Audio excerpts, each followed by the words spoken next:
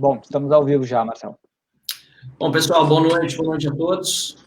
Estou aqui acompanhado dos meus colegas parlamentares, deputados estaduais aqui do Rio Grande do Sul, José Riesgo e Fábio Osterman, já vão dar boa noite para você também, Felipe Camozato, que é vereador em Porto Alegre, e o Fred Cosentino, que é o nosso coordenador da bancada na Assembleia Legislativa do Rio Grande do Sul, e a gente vai falar um pouco sobre a pandemia, né, e os impactos que essas novas medidas aqui no Rio Grande do Sul terão sobre as vidas dos gaúchos, tanto os impactos locais em Porto Alegre, né, o Camozato deve falar um pouco mais especificamente de Porto Alegre, já que o prefeito Marquesan tem um decreto dele, né, que foi publicado hoje, como também os impactos no estado como um todo, e, claro, nas regiões mais afetadas pela troca de bandeira, pelo novo decreto do governador Eduardo Leite. Então, obrigado a todos que já estão nos assistindo ao vivo, uma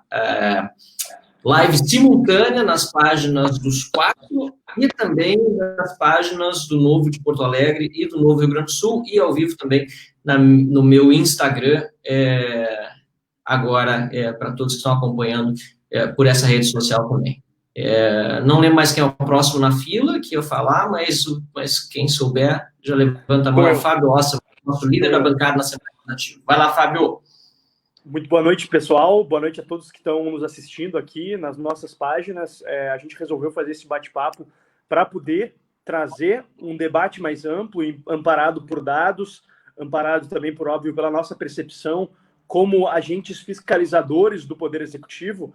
Isso é algo que eu e o Giuseppe, a gente tem demarcado muito, o fato de que nós precisamos estar fiscalizando no dia a dia, e desde o início da pandemia nós fizemos isso, em primeiro lugar, quando o governo simplesmente estabeleceu o fechamento de várias atividades, de vários setores, nós buscamos cobrar dele de maneira muito clara, muito objetiva, que ele apresentasse dados, apresentasse referências e evidências que embasassem essas medidas. Ao longo do processo também cobramos por medidas de transparência que possibilitassem não só a nós, parlamentares, termos uma compreensão mais clara da situação, mas também da própria opinião pública.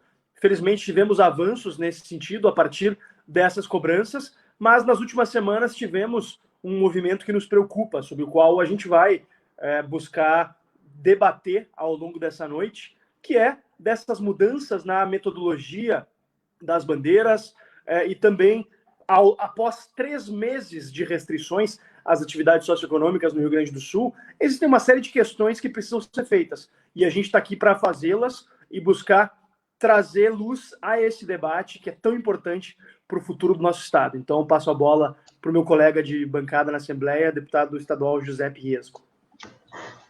Bom, então, boa noite a todos aí que nos assistem, os demais colegas aí, Marcel, Camozato, Osterman e Fred. Essa ideia da live de hoje, ela é uma tentativa de unir todos os mandatários do Novo do Rio Grande do Sul, com sucesso, junto com a nossa equipe técnica da Assembleia Legislativa, que tem se debruçado fortemente nos números, nos dados do modelo de bandeiras do governo do Estado, onde nós já identificamos diversos problemas que podem muito bem ser melhorados, que podem muito bem ser aprimorados, e um modelo que é alterado ao longo do tempo, diversas vezes, não dá nem um pouco de segurança para a população, mas a gente também tem analisado muito profundamente todos os números, tudo que vem acontecendo, porque essa mudança constante de bandeiras, às vezes, pode ser muito prejudicial para o trabalho do cidadão, para aqueles que precisam trabalhar para sobreviver. Então, essa é a nossa ideia de hoje, comentar mais sobre isso. Vou passar a bola agora direto para o Camozato e depois a gente passa para o Fred poder falar sobre os números, sobre a questão do que aconteceu essa última semana. E eu espero que essa live consiga ser algo que nós façamos toda semana, tratando sobre números toda semana. É algo que eu gostaria, não sei se vai ser possível, mas vamos tentar viabilizar isso da melhor forma possível. Camozato. Bom, boa noite a todos.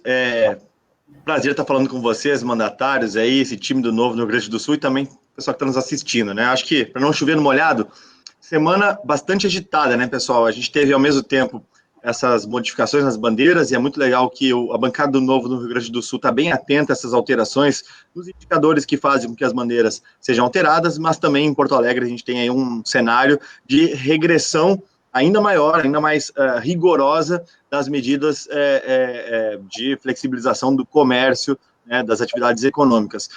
Nós vínhamos aí num cenário, lembrando, de mais de 35, 40 dias de estabilidade em Porto Alegre, até que a pandemia começou a ter aí uma espécie de perda de controle de internações e leitos de UTI por Covid-19 na capital, muito embora demais indicadores não parecessem corroborar com essa perda de controle, Porto Alegre, então, começou a adotar algumas medidas mais restritivas. E o decreto de hoje do prefeito Marquesan, ele é justamente sobre isso, adotando aí alguns passos atrás do que vinha se fazendo, e lembrando que um papel muito importante do Legislativo, e aqui nós temos 4 legisladores, né, municipal, estadual e federal, é não apenas votar leis, aprovar projetos de leis, mas sim fiscalizar o Executivo, representar no parlamento, falando, representando na voz, com a sua, na política, né, perante demais bancadas, demais partidos e a sociedade, aquelas ideias que às vezes não são reverberadas pela imprensa, pelos demais partidos, pelo chefe do executivo, para que a gente possa fazer também o trabalho de fiscalização das ações e também dos gastos públicos. E agora, nesse momento que eu tenho visto muito questionado por parte das pessoas, seja em rede social, né, seja aí em telefonemas e tudo mais, por que nós estamos regredindo, por que nesses 90 dias pouco se fez, especialmente se tratando de Porto Alegre, para aumentar a capacidade hospitalar, uma vez que a pandemia surgiu e o isolamento social seria para achatar a curva, e aí aumentar a capacidade hospitalar. Então, encerrar aqui a primeira parte, passar a bola aí para a gente entrar na parte técnica. Bom, apresentando então, o Frederico Cosentino vai fazer uma breve apresentação para nós a respeito da situação global da pandemia no Rio Grande do Sul. Ele é o coordenador da nossa equipe técnica da Assembleia e tem nos ajudado a nos manter atualizados sobre a questão dos números e sobre também a própria fundamentação do modelo metodológico. Fred, manda bala. Bom, boa noite a todos, boa noite, deputados, vereador Camozzato, todos que nos assistem. Eu vou tentar ser o mais breve possível na apresentação, até para que a gente possa fazer um espaço maior de comentários depois, que vocês possam comentar, e se for o caso, a gente volta em algum dado, alguma estatística que eu possa ter passado. Então, aqui a gente começa com um panorama geral aí dos casos de Covid-19 por data de confirmação no Rio Grande do Sul. Logicamente, a gente tem os casos eles vão aumentando, né, apesar de, quando a gente olha os números de casos acumulados, antes disso, por data de sintomas, porque na data de sintoma a gente não vê aqueles picos de notificação, né? Então, por exemplo, aqui você tem um pico de 776 casos, por exemplo, aqui a gente reduz esses picos para 589 casos, porque é de fato o caso de quando a pessoa começou a sentir os sintomas do coronavírus, da Covid, e não quando o teste foi realizado. Quando a gente olha os casos acumulados, a gente vê, então, que nos primeiros 49 dias, demoraram, né, 49 dias para acumular os 1.000 casos, e depois, em 11 dias, 3 jornadas de 11 dias, foram dobrando o número de casos, mas depois passou a demorar 20 dias para dobrar novamente, uma espécie de sinalização de um certo achatamento, e a gente tem que ver, acompanhar aí de perto como é que vai se comportar nos próximos dias. Aqui o total de óbitos, né, são 430 óbitos por coronavírus no Rio Grande do Sul, e aqui nesse gráfico os óbitos diários, né, você vê que nos últimos dias aí houve poucos óbitos por coronavírus no Rio Grande do Sul. Aqui um panorama comparando com outros estados para a gente ver como a pandemia tem se comportado muito diferente na região sul, né? Você tem aqui no topo São Paulo, com mais de 200 mil casos, o Rio com quase 100 mil casos, e o Rio Grande do Sul, Santa Catarina e Paraná com menos de 20 mil casos cada um.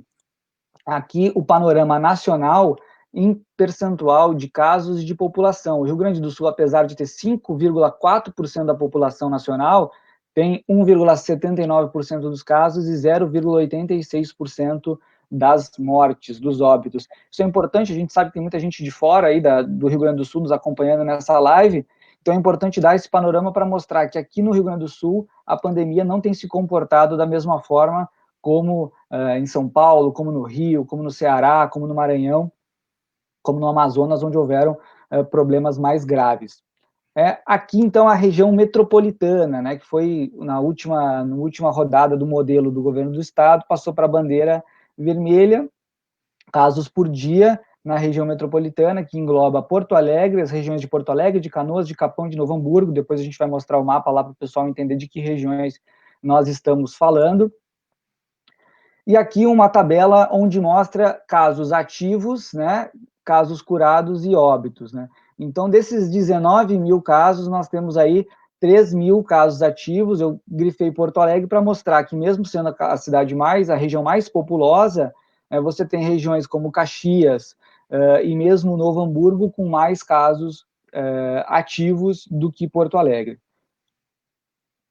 Esse é o dado que tem sido utilizado pelas autoridades para demonstrar uma preocupação muito grande com o avanço do coronavírus, dados de internados na UTI. Na linha escura, os confirmados, e na linha mais clara, os suspeitos. Mas esse dado, olhado isoladamente, ele fala somente dos casos confirmados e suspeitos, e não das internações totais. Então, por isso que a gente gosta de olhar a ocupação geral das UTIs no Rio Grande do Sul. A gente vê, ao longo dos últimos 20 dias, uma estabilidade na ocupação geral das UTIs, né? Pessoas doentes em geral buscando UTIs. A gente sabe, obviamente, que muitas cirurgias eletivas foram canceladas, a própria diminuição da circulação de pessoas faz com que, por exemplo, acidentes de trânsito, que geralmente necessitam do atendimento intensivo, também reduzam. E aqui a ocupação geral da região metropolitana. Em verde, grifado, os leitos que estão livres, né, os leitos que estão disponíveis. De novo, a gente percebe, apesar daquele aumento de internados por coronavírus, uma estabilidade nos leitos gerais. Há um problema nesses dados disponibilizados pelo governo do estado, é que eles não apresentam a origem do paciente, né, dificultando uma avaliação efetiva dos efeitos das políticas públicas municipais e regionais.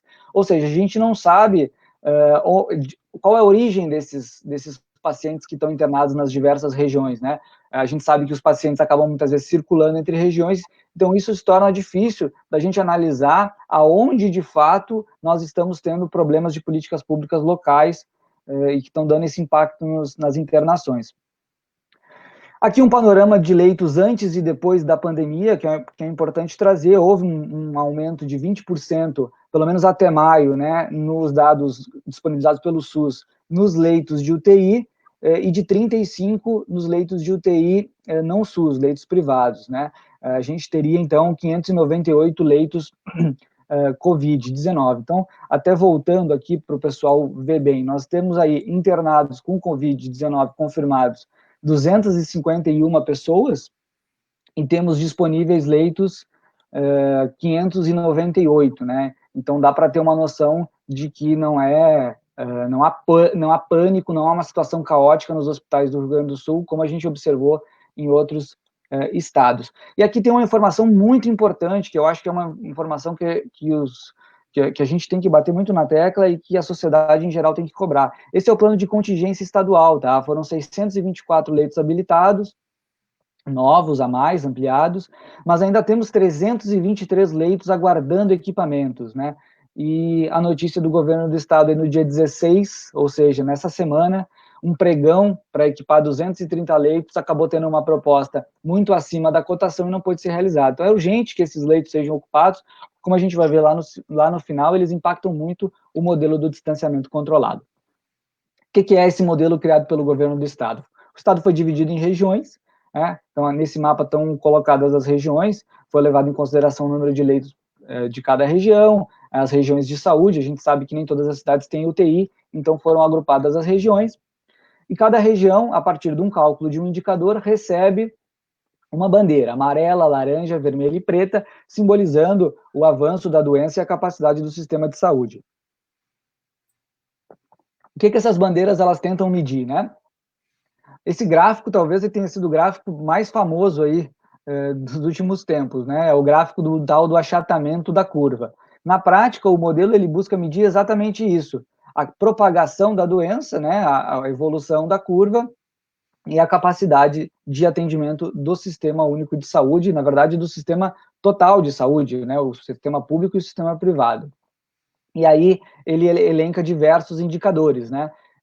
por exemplo, número de hospitalizações confirmadas dividido pelo número de hospitalizações confirmadas na semana anterior é um dos indicadores que compõem a planilha lá que vai medir a velocidade de avanço. Aqui está todos os indicadores. Até aproveito para dizer que vou disponibilizar esse PDF lá no Twitter da bancada após a apresentação para quem quiser consultar esses dados. Então, aqui estão todos os indicadores, né? E aqui os indicadores da capacidade de atendimento, né?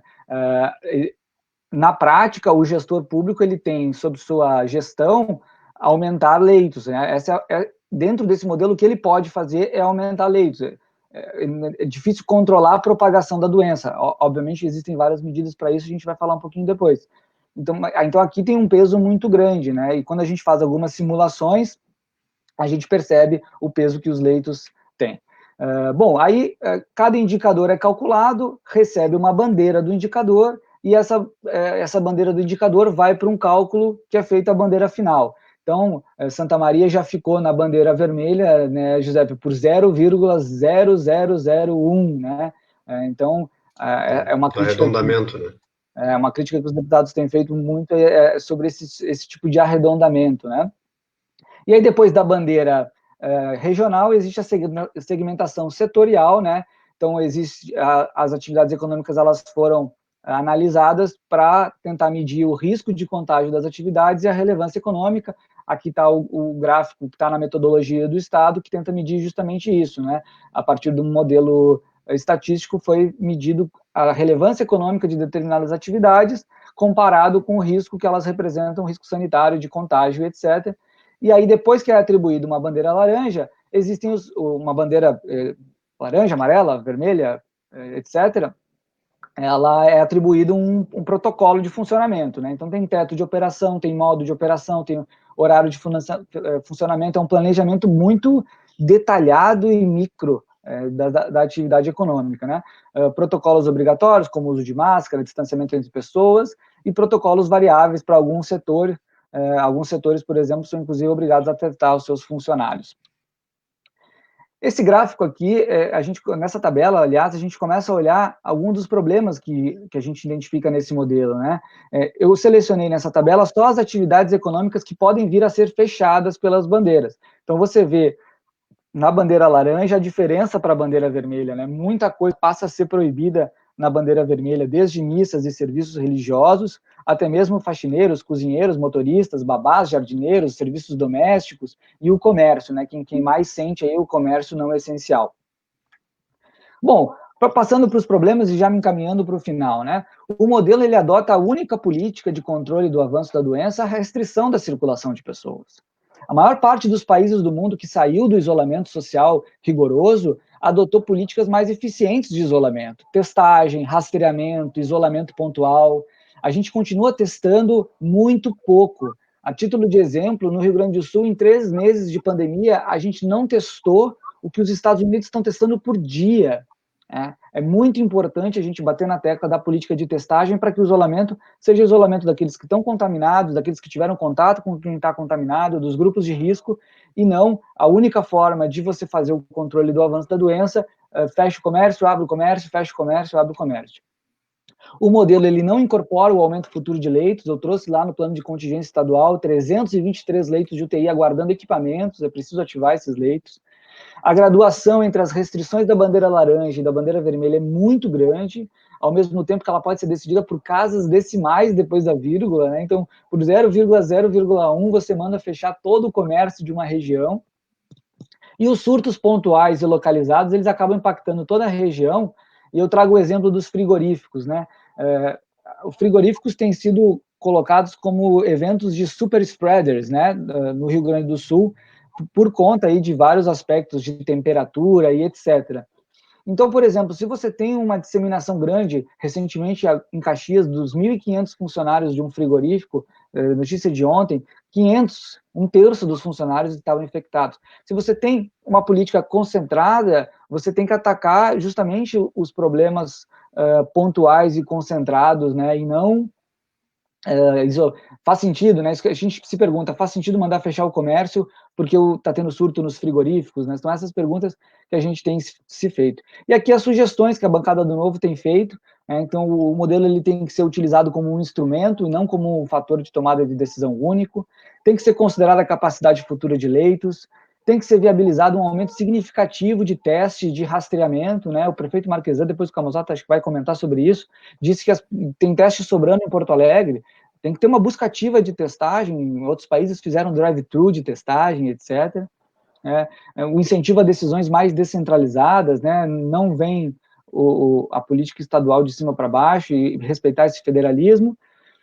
Mais pontuais, né? Mudar os pontos de corte na definição das bandeiras, para que a gente não tenha saltos tão grandes.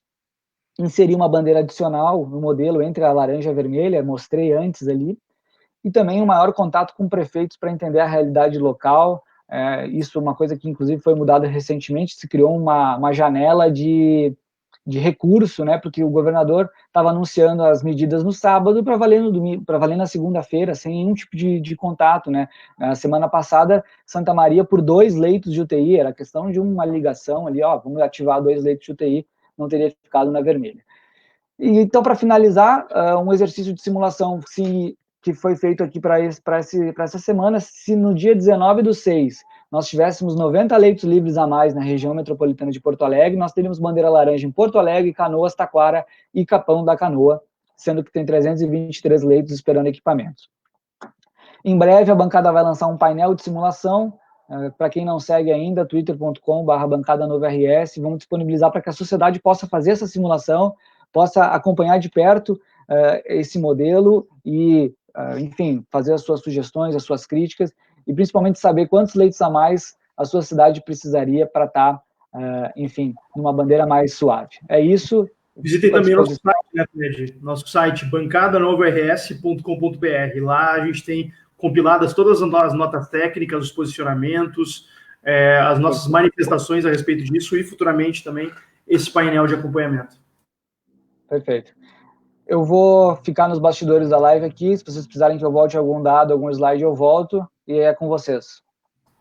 Valeu, Fred, muito obrigado, parabéns pelo teu trabalho, o trabalho do restante da liderança novo, que eu sei que você não fez sozinho, você está apresentando aí, você conduz esse trabalho como coordenador, mas parabéns para vocês. Eu quero aproveitar também e dizer que tem bastantes comentários aqui também que acompanharam com atenção, e também tem aqueles menos pacientes, né, dizendo que, enfim, queriam que a gente entrasse logo na fase da discussão. Só que eu queria até deixar aqui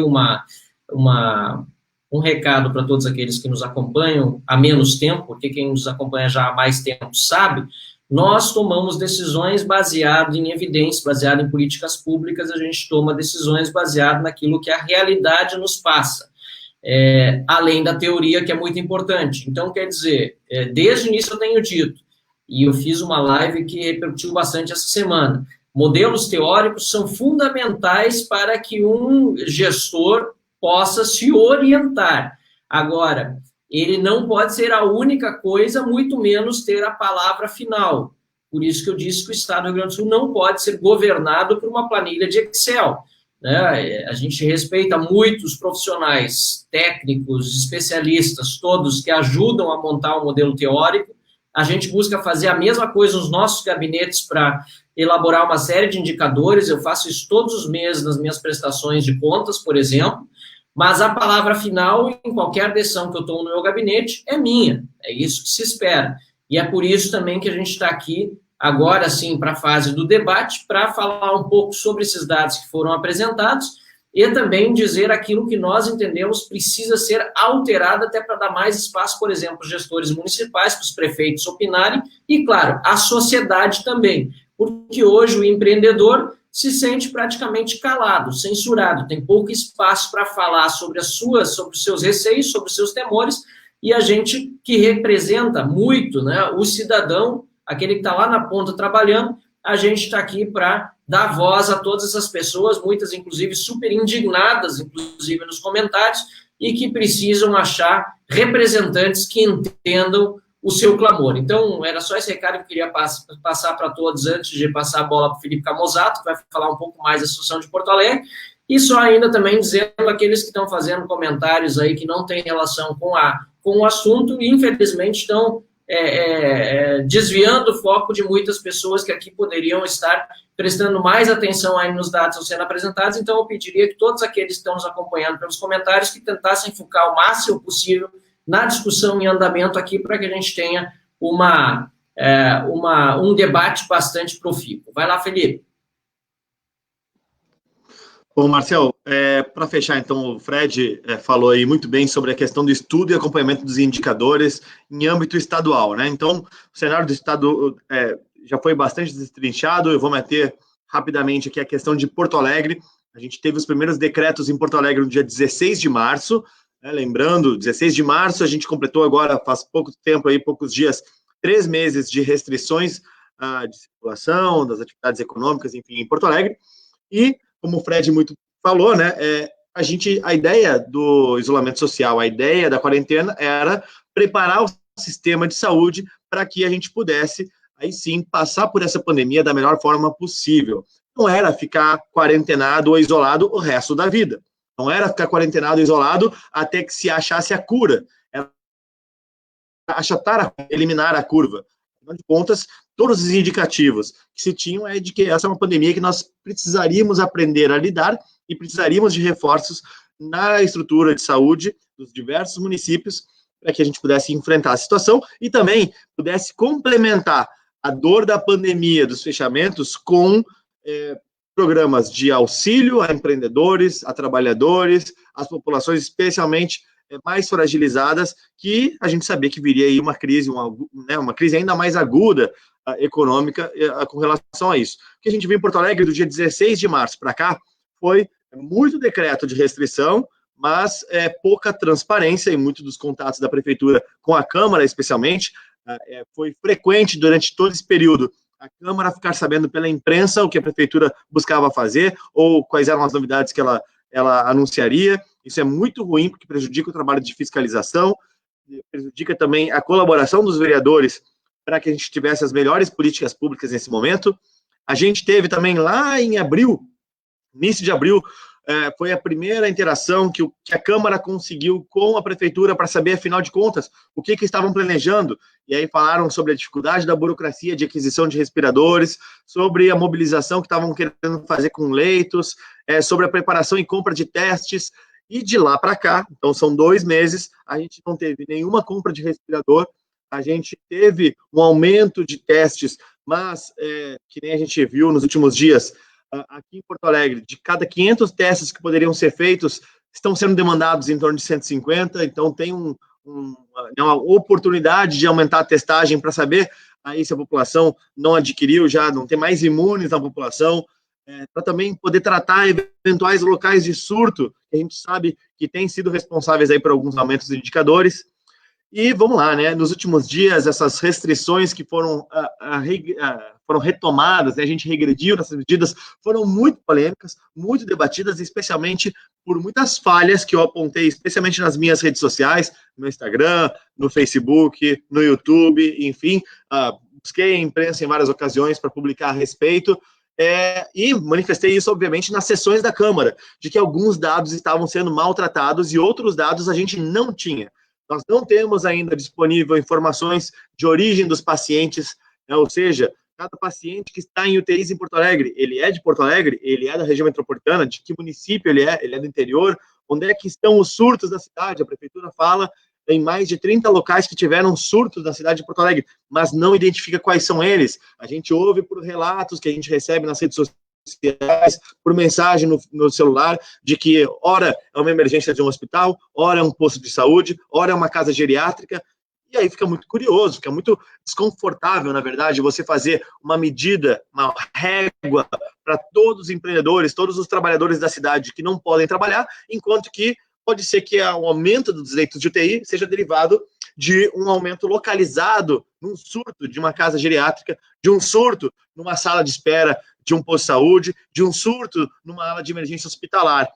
A gente teve agora, mais recentemente, algumas entrevistas interessantes em Porto Alegre, seja com a dirigência de alguns dos nossos hospitais, destaco o Hospital de Clínicas de Porto Alegre, que é um hospital referência, tem um corpo técnico muito qualificado, tem aí uma capacidade sem igual no Estado para enfrentar essa pandemia, e que a sua presidente, Nadine, relatou que não estão faltando necessariamente leitos de UTI, mas que falta pessoal. Tiveram muitos profissionais contaminados e que tiveram que ser afastados, e agora eles estão tendo que fazer contratações emergenciais de profissionais. O mesmo se repete no Hospital Conceição, que é outro dos hospitais de referência de Porto Alegre. E aí eu pergunto, a gente sabe que tem a burocracia de contratação de profissionais, né? A gente sabe que tem a burocracia de compra de equipamentos, mas será que não existem alternativas para isso? A gente viu as empresas Gerdau, Ipiranga, Zafari, né, junto com o Hospital Moinhos de Vento, construindo em 35 dias um hospital anexo ao Hospital Independência em Porto Alegre e provendo 60 novos leitos de UTI em um mês. Será que esse tipo de convênio, de parceria, não poderia ter sido ampliado antes? Será que não teria algum tipo de política, quem sabe até tributária, fiscal, que pudesse ter sido pensada como contrapartida de antecipação de compra de equipamentos, doação de equipamentos, né, doação de leitos por parte de privado, que não tem a mesma burocracia de compra, de contratação? A gente viu o Instituto Floresta, privado, associação privada, com pessoas das mais diversas profissões, consertando dezenas, quase centenas de respiradores estado afora. Então, assim, a gente sabia que a pandemia viria, a gente sabia que a gente teria problema com o enfrentamento desses leitos ocupados, e, aliás, com o inverno chegando, a gente já teria aí a gripe, né? A gente deveria ter se preparado mais para esse momento. E, lembrando, vamos olhar os dados do estado, vamos comparar com Porto Alegre, eu fiz isso em 2 vídeos.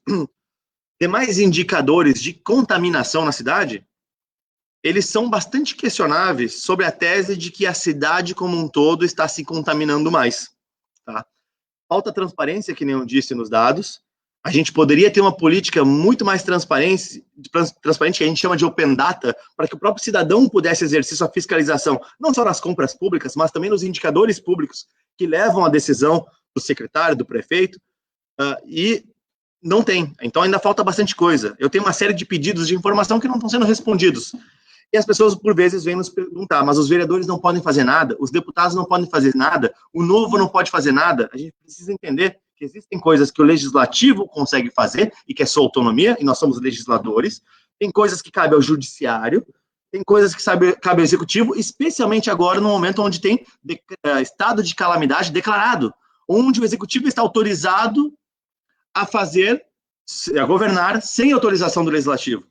A revelia das votações do legislativo. E ainda assim, é preciso lembrar, no legislativo, na maioria dos casos, como é o caso aqui em Porto Alegre, não há maioria de vereadores que discorda das abordagens da prefeitura, o que também é uma dificuldade. Por mais que eu sinalize, que eu discorde pontualmente, eu precisaria ter uma maioria de vereadores concordando para que pudesse se viabilizar, por exemplo, uma derrubada de decreto. Tá? Então, eu preciso ter isso em mente. É muito claro isso. Espero que, com esses dados que eu trouxe inicialmente, que a gente possa iniciar a discussão, agora que Porto Alegre está contemplada também nesse estudo muito bom aí que a equipe da bancada do Novo na Assembleia Legislativa trouxe para a gente. Bom, acredito que seja eu. Bom, acho que o Marcel e o Camozzato fizeram uma boa retomada aí da questão. Aqui no Rio Grande do Sul a gente está enfrentando uma questão bastante complexa, que às vezes foge à compreensão das pessoas. Isso que o Camozzato falou é muito real, de que as pessoas perguntam, poxa, mas o que vocês estão fazendo? Infelizmente, o Novo não governa a Prefeitura de Porto Alegre, nem o governo do Estado ainda, mas dentro das nossas possibilidades, nós estamos fiscalizando, nós estamos também, a nossa bancada, eu e o Giuseppe, na Assembleia, nós temos batalhado solitariamente lá contra algo que deveria ser básico, mesmo fora da pandemia, que é o aumento de gastos que acontece diariamente por meio de leis supostamente bem intencionadas no dia a dia lá da Assembleia, mas que estão criando uma situação fiscal ainda mais insustentável.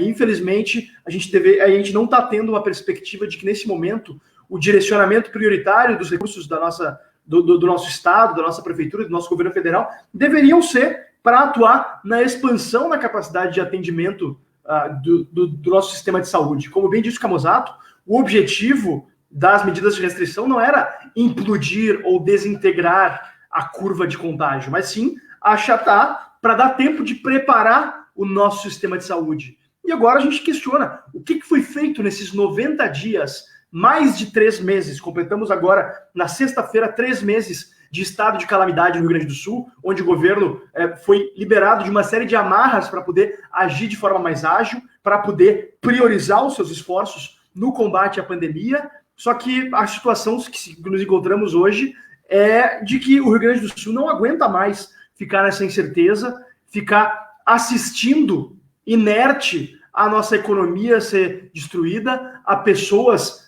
passando por situações de necessidade, tendo que tomar medidas desesperadas no seu dia a dia. Quem roda pelas nossas cidades, especialmente na região metropolitana, está assustado com o aumento de pedintes nas ruas, com a perda de perspectivas econômicas, a perda de esperança das pessoas em relação ao futuro. A gente precisa, sim, de respostas. A nossa bancada tem sido, inegavelmente, parceira do governo na busca de caminhos para isso, mas nós não podemos deixar de lado o nosso dever de colaborar com a resolução da situação. A nossa posição não é de ser a favor ou contra o governo, mas sim de ser a favor do Rio Grande do Sul. Por isso que a gente tem tido essa postura crítica em relação ao modelo de distanciamento controlado desde o início, né?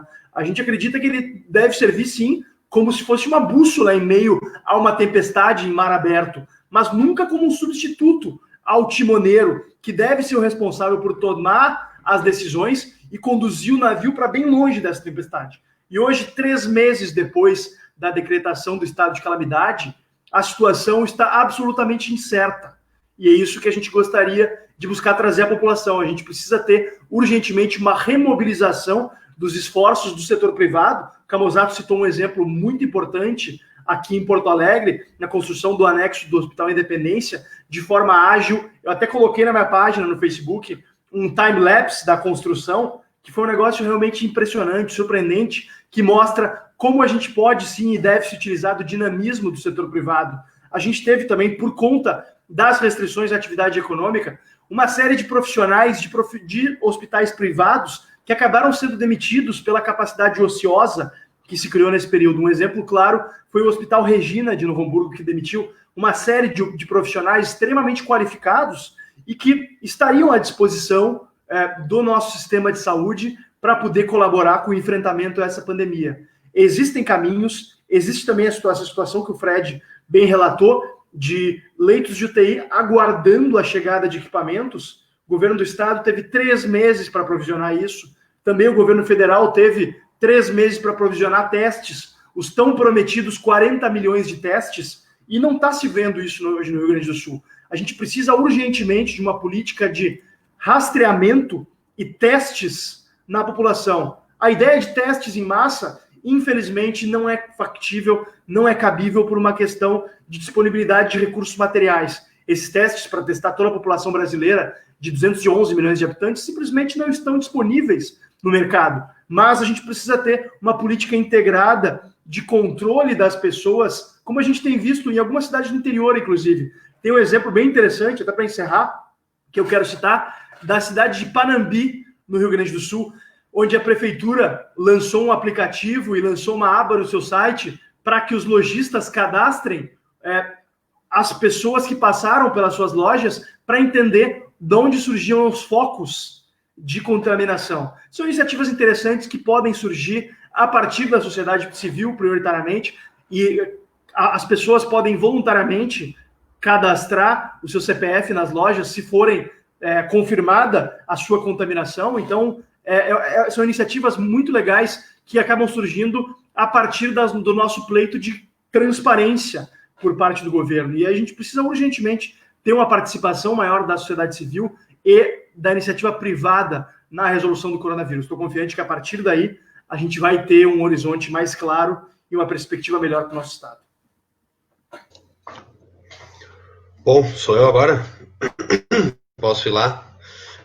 Acho que, assino embaixo tudo que foi mencionado aí, um ponto que eu queria trazer é a questão do tal do distanciamento controlado, esse modelo do governo aí, que, ao meu ver, ele não é uma solução para todos os problemas e que, a partir dali, a mágica dos números e o planejamento ali vai nos dizer o que tem que ser feito.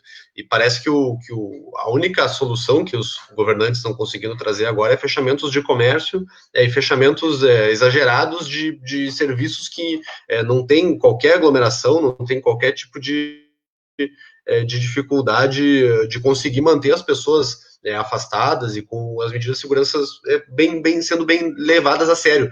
O exemplo que aconteceu em Porto Alegre eu achei absurdo, aquela história de fechar empresa por faturamento. O que me garante que uma empresa com grande faturamento é uma empresa que tem grandes aglomerações e empresas que têm pouco faturamento não têm grandes aglomerações? Não é essa. Isso não pode ser um critério de fechamento de empresa, de fechamento de comércio. E outra coisa, né?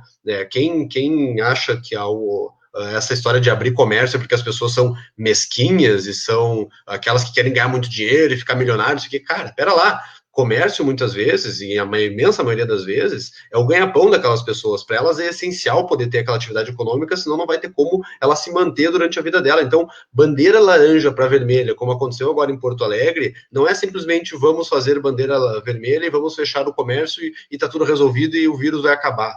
Não é assim que funciona. O comércio ele é uma das coisas, uma das atividades, um dos itens que pode ser tentado restringir, melhorar, fazer com que tenha menos aglomerações e as pessoas sigam as recomendações de segurança, mas não é a única coisa que possa ser feita.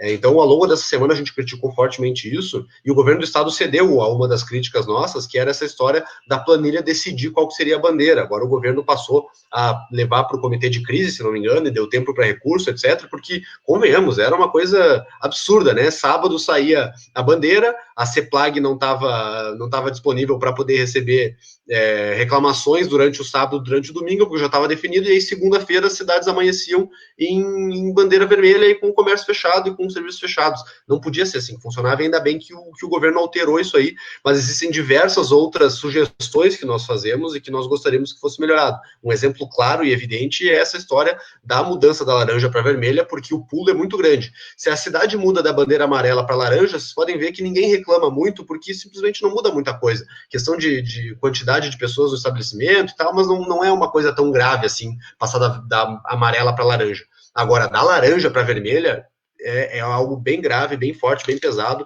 e que eu acho que poderia muito bem ter uma gradação intermediária ali no meio. E uma outra coisa que me traz um certo receio é os incentivos que a planilha está trazendo agora. Agora os prefeitos e os administradores, está todo mundo enlouquecido vendo a planilha, está todo mundo olhando para a planilha e tentando encontrar qual é a melhor forma da cidade não ficar na bandeira laranja. E uma delas é a disponibilidade de leitos livres.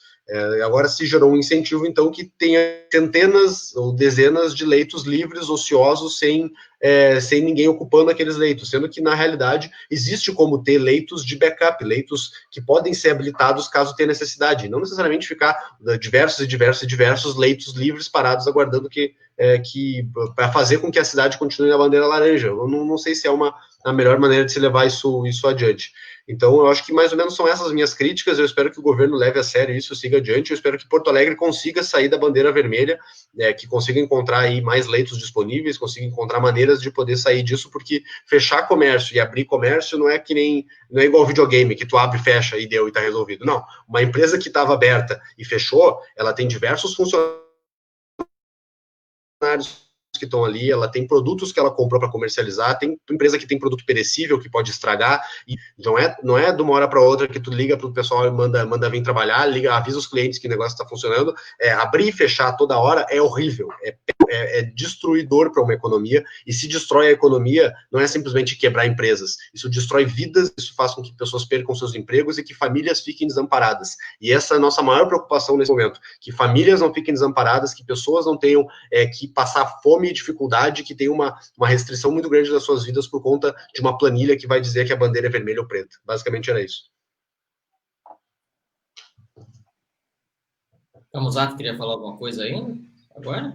Eu só ia complementar que aí se torna mais revoltante, né, Giuseppe, Fábio, Marcel, aí que se torna mais revoltante quando Porto Alegre não adquiriu nenhum respirador, ficou 3 meses assistindo justamente a situação se degradar, e lá no início dizia que não precisaria hospital de campanha porque teria leite suficiente, agora, mediante não ter, gasta 1,6 milhão, 1,6 milhões, na verdade, em campanhas institucionais na TV, nos principais canais, para justamente fazer publicidade institucional. Assim, então, em meio à pandemia, torna ainda mais revoltante isso. Eu fiquei realmente chocado, né, surpreendido com essa atitude. Não se comprou leitos, não se comprou respiradores, não se preparou novos leitos, disse que teria suficiente, não precisaria hospital de campanha, enfim, e agora a gente está aqui nessa situação, e, de novo, não divulgando locais de surto, que poderiam ter um tratamento específico, podiam muito mais usar os empresários, empreendedores e sociedade como aliados, aumentando o nível de segurança do funcionamento dos seus estabelecimentos, ou seja, colocando mais protocolos de higiene, precaução, lotação, e não simplesmente fechando novamente as portas. Então, acho que tem bastante coisa válida aí, e eu fico muito satisfeito, na verdade, que o Novo, desde o início dessa pandemia, tem sido muito atento em cobrar o que está acontecendo, em apontar caminhos, alternativas, em olhar o gasto público sendo feito, mas, ao mesmo tempo, ser parceiro do cidadão, não simplesmente ser contra por ser do contra, criticar por criticar, é justamente ver como é que a gente pode ter saídas para isso da melhor forma possível, porque doer está doendo em todo mundo, né? Agora, não dá para a gente simplesmente assistir, e uma vez porque tem decreto de estado de calamidade, o executivo toma a decisão sozinho, empurra a conta depois para o cidadão e para o empreendedor se não dá certo, e fica isento de críticas, que nem muitos parecem querer, né? E aí reclamam que a gente está exagerando, que a gente está pegando pesado, mas eu acho que não, acho que esse é o caminho do legislador, né, de quem fiscaliza, e que bom que a gente está aqui fazendo essa live, conversando sobre isso mais uma vez. Pessoal, eu vou tentar fazer, em cima do que vocês falaram, também um resumão, porque eu tenho pensado muito sobre o que está acontecendo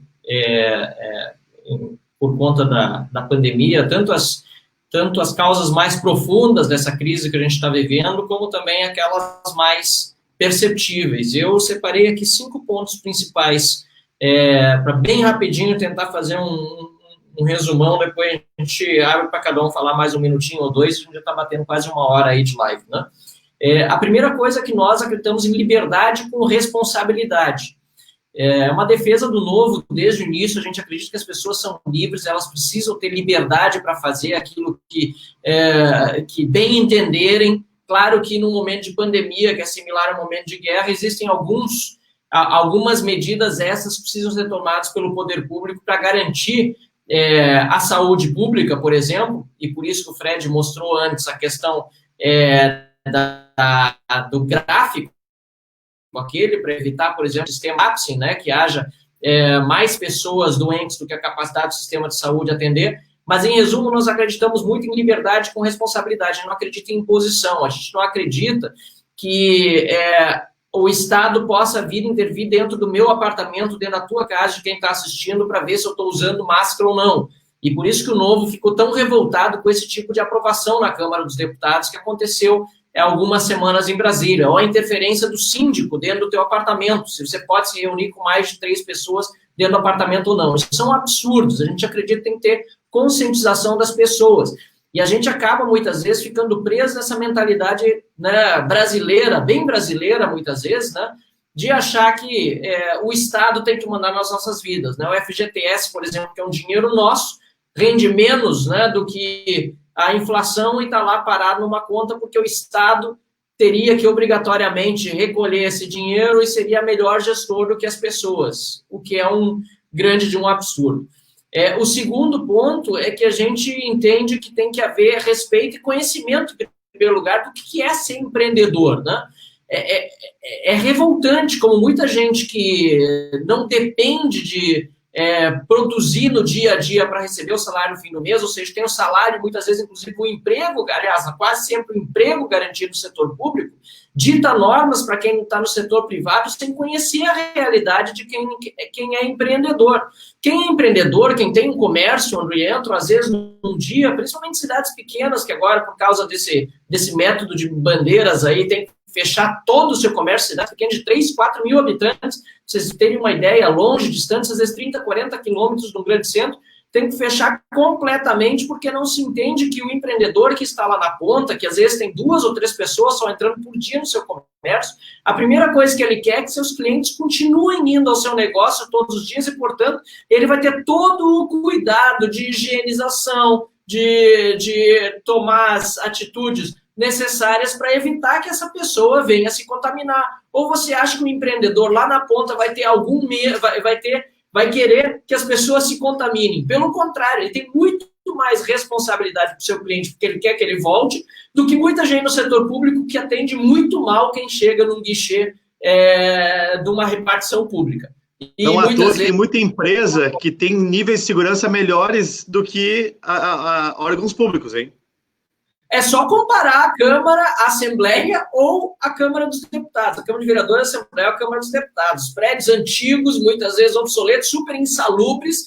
Pode comparar com qualquer escritório de iniciativa privada, que qualquer escritório dá 10-0 nesses nossos prédios. Muito bom exemplo, Camozano. O terceiro ponto é a demagogia dos políticos, que daí vem a flor da pele agora, né? Inclusive alguns atacando a gente, né? Dizendo que a gente está fazendo por questão eleitoreira qualquer tipo de comentário ou por ideologia. Não, nós estamos aqui tratando seriamente dos dados que nos apresentam. A gente sabe que é uma doença que gera medo na sociedade, porque ela é letal, principalmente para quem está no grupo de risco, mas a gente não concorda com esse abre e fecha, com essas decisões arbitrárias, com a falta de conversa com outras autoridades. Só que a demagogia muitas vezes impera, principalmente no momento de medo, porque muito político gosta disso, né, de ver a população com medo, porque é aí que podem tomar as decisões menos transparentes. A incompetência, e nisso o Camozzato tocou algumas vezes, os outros 2 deputados também, o Fábio e o Giuseppe, né? Nós tivemos 90 dias já desde o início da pandemia, leitos de UTIs não foram abertos, né? Mesmo o treinamento que deveria ser dado para profissionais de saúde poderia ter sido começado lá atrás, já desde janeiro, no mínimo, a gente está sabendo dessa situação internacional. No início de março foi declarada a pandemia, só que a incompetência no setor público, infelizmente, é muito grande. E, por fim, e aí eu chamo a atenção de todos que estão acompanhando essa live, a roubalheira que também, lamentavelmente, acontece no setor público, ainda mais num período tão grave como esse de pandemia. A deputada Adriana Ventura, eu e outros deputados, nós assinamos um projeto de lei 1485 para fazer pena em dobro, né? Para todos aqueles que roubarem do povo durante o período de calamidade, ou seja, já existem penas para corrupção, mas vão ser dobradas nesse período de pandemia. A gente pede a pressão de todos para que a gente possa aprovar esse projeto de lei nessa semana lá na Câmara dos Deputados. Então, eu espero que com esses 5 pontos, nesses 5 minutos, eu tenha conseguido fazer um resumão daquilo que foi dito, sem deixar de externar também a minha indignação sendo conduzidas, principalmente, né, em relação àqueles que estão, por exemplo, em Dois Irmãos aqui, ou cidades menores, em que as autoridades locais estão colaborando muito, em que os empreendedores estão fazendo investimentos, contrataram pessoas nos últimos dias para poder dar vazão a uma demanda ainda pequena, mas que estava começando a surgir depois de declarada a reabertura dos comércios, e agora, mais uma vez, da noite para o dia, né, sem nenhum planejamento, sem nenhum alerta do governo do estado, por exemplo, para autoridades locais, para que reunissem talvez os seus empresários para abrir novos leitos de UTI. Tenho certeza que se houvesse uma preparação, não seria necessário mudar a bandeira laranja para a bandeira vermelha tão drasticamente como está sendo proposto.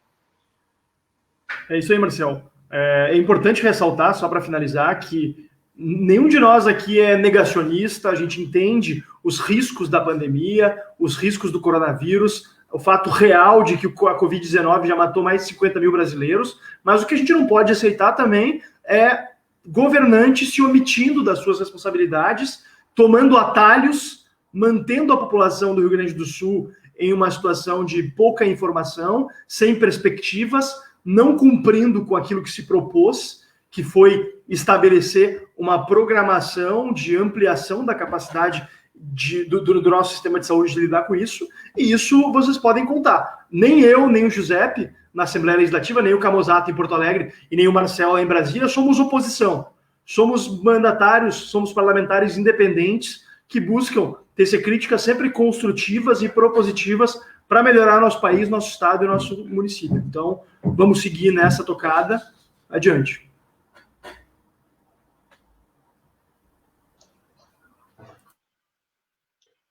Vai falar, Giuseppe? Vai daí, Camozzato. Eu faço o encerramento depois e a gente fecha daí. Não, eu ia só comentar aqui que acabei de receber informação de que o vice-prefeito de Porto Alegre, Gustavo Paim, acabou de colocar no Twitter de que a propaganda em horário nobre na TV da Prefeitura de Porto Alegre foi paga pelo Fundo Municipal de Saúde.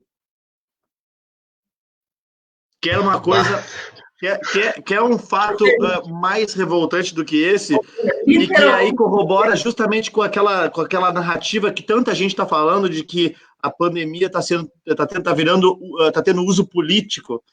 É uma pena, num momento tão sério para todo mundo. Marquesan, que vergonha. E lembrando que o novo nem sequer vai ter candidato a prefeito. Né? Ficam nos acusando de interesse eleitoreiro. A gente está cumprindo com a nossa responsabilidade aqui. Cara, que absurdo essa notícia. É absurda a notícia, né? Eu tive que comentar. E o Porto Alegre hoje fechando aí com 93 pacientes em leitos de UTI. É o maior número desde o início da medição. Mas era esperado também que ele crescesse desde as flexibilizações. E, mais uma vez, né, a gente reforça.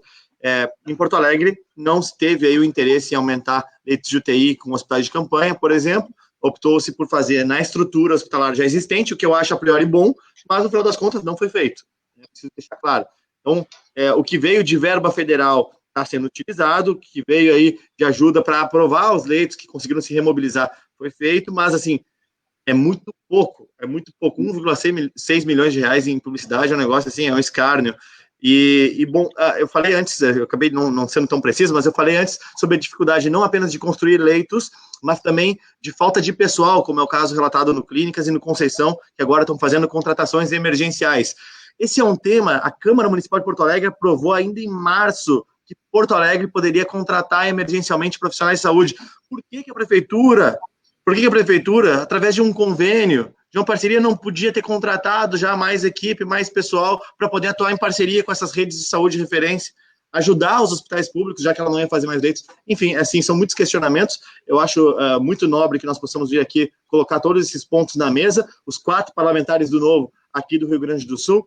Eu vejo muita gente indignada também com o que a gente teve hoje, tiveram algumas manifestações sobre o STF. O STF, assim, tem sido lamentável algumas das decisões, e todo esse negócio de inquérito ilegal e tudo mais, mas tão indignante quanto o STF também tem sido essas questões que a gente está tratando aqui hoje. Eu sei que, às vezes, a angústia pede que se fale sobre todos os temas, e aqui a gente está abordando especificamente sobre aspectos da pandemia, né? Tem gente também falando da questão do mercado livre, né, que o estado do Rio Grande do Sul conseguiu perder para Santa Catarina, mais uma empresa, que não é o tema também da nossa live, Fábio, mas esse fim de semana aí teu vídeo circulou por tudo que é lado, e algumas pessoas comentando sobre isso. É uma situação muito triste. Assim, em meio a uma pandemia, a gente vê o Rio Grande do Sul, que já é um estado esgotado nas suas finanças, perdendo mais oportunidade de gerar empregos, renda e também receita tributária. Lamentável. Bom, pessoal, eu acho que era isso, né, que a gente tinha para dizer. Só salientar por último que, como o Fábio bem mencionou, ninguém aqui é negacionista de que existe uma pandemia, existem problemas e que devem ser tratados, mas que não é somente fechamento de comércio e restrições à atividade econômica que vão suprir o problema do coronavírus. Não é a única forma de se combater isso. Nós temos diversas outras maneiras de tornar um pouco mais racional o combate ao coronavírus, que não seja tão maléfico para a população de forma geral. Eu queria agradecer, então, aí o Marcel, o Camozato, o Fábio, por terem participado aí da live, agradecer o Fred Cosentino e o Bruno, que são os nossos economistas ali da bancada. O Fred é o coordenador e economista ao mesmo tempo. Tá aí o Fred. Valeu, Fred, ficou acompanhando aí no backstage, e eu espero que a gente consiga continuar fazendo essas lives semanais aí para tentar ir trazendo como que estão os números do coronavírus no estado, certo? Mais alguém quer fazer algum comentário? Vamos só relembrar para o pessoal aí o link que o Fred apresentou. Isso. É bit.ly/cenário. Se puder botar na tela de novo aí, Fred, só para finalizar. É importante a gente falar. Tá ligado? Mas uma coisa que é importante, que essa terrível experiência que a gente está passando da pandemia sirva de lição para os próximos anos, porque o UTI não está só em falta hoje, esteve em falta no passado, ano retrasado, aliás, todos os anos acontece isso. Eu esqueci de mencionar isso quando eu falei em demagogia, porque tem muito político falando que cuida da vida das pessoas, que no ano passado não fez absolutamente nada, quando podia ter feito para providenciar UTIs, para providenciar mais leitos, providenciar mais atenção para os nossos médicos, profissionais de saúde. Ou seja, nós precisamos lembrar também que essa experiência terrível que estamos tendo com a pandemia deve servir de lição para os próximos anos, para a gente não ter problemas enormes na saúde, como a gente sempre teve, lamentavelmente. Tá aqui o link, então, para quem Perfeito. quiser acessar o material completo. Acabei comentando aqui com o teu perfil, Marcel. Opa! É isso aí. Beleza. Então tá, gente. Obrigado. Até. Boa noite. Vamos em frente trabalhar para melhorar esse estado, esse país. Valeu. Valeu, pessoal. Grande abraço. Abraço. Parabéns, Fred. Falou.